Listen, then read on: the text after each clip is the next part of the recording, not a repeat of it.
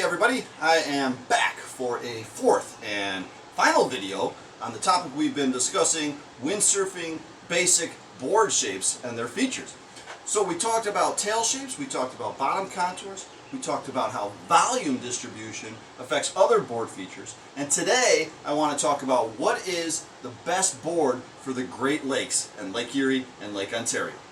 Well, here it is. This is the Fanatic Free-Wave Stubby in 85 liters. This board gives me about 60% of my sessions here on Lake Erie and Lake Ontario. First, let's talk about the conditions that we get here in the Great Lakes. Most of our wind comes side on, so we don't get really good side shore conditions. We don't get any good cross-off conditions, but we get a lot of side on conditions. And the wind is pushing the waves, so the waves don't stand tall very long. The wind is coming from behind the waves, it's pushing those waves over pretty quickly. We get waves breaking waves in the 3 foot to 5 foot range. On a really big day, if it's been blowing a while, maybe we'll get some 6 foot breaking waves, but that's kind of rare. And so we need a board that's going to accommodate those conditions. We need 3 things. We need a board that's going to get on plane and stay on plane. We need a board that's going to stay upwind, and we need a board that's going to be snappy and maneuverable on the waves, because we don't get a lot of time on the wave before it closes out. So let's take a look at what this board gives us with relationship to those 3 things I just mentioned. Number 1, getting on plane, staying on plane. We talked about this before, but the wide tail helps us with getting on plane and staying on plane. The parallel rails have less drag. They help us with glide, staying on plane. They help us with getting on plane. This is a great board for getting on plane and staying on plane. Number 2, what about staying upwind and getting upwind? This board has a thruster fin setup. This gives us really good drive, helps you to stay upwind, and what I do is I take the side fins and I move them all the way back in the rearward position. This gives me incredible ability to get upwind and stay upwind.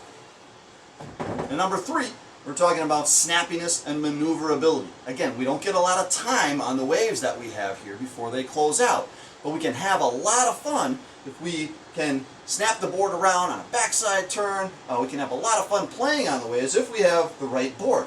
This board is short and it has sharp angles in the tail. That makes it really snappy, really maneuverable. You can have an awful lot of fun.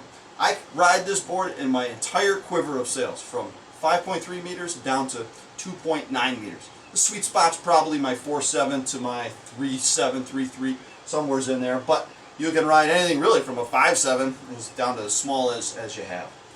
So this is the board that I think is the best all-around board for the Great Lakes. Like I said, I use it for about 60% of my sessions on a variety of different sail sizes, and it really accommodates the side-on conditions that we get here in the Great Lakes.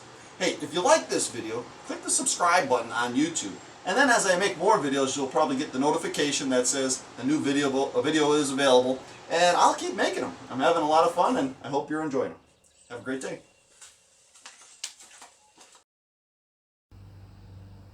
Hey everybody, as I was getting ready to upload this video, I realized I left a couple things out. One is board setup. I like the foot straps and the mast base very far forward because that helps me to get on plane and that helps me to stay on plane. And the board is still maneuverable by just weighting the back foot a little bit more. Because the board's so short, even with the foot straps and mast base forward, if you just weight the back foot a little bit more, the board's going to snap around, it's going to turn real nice.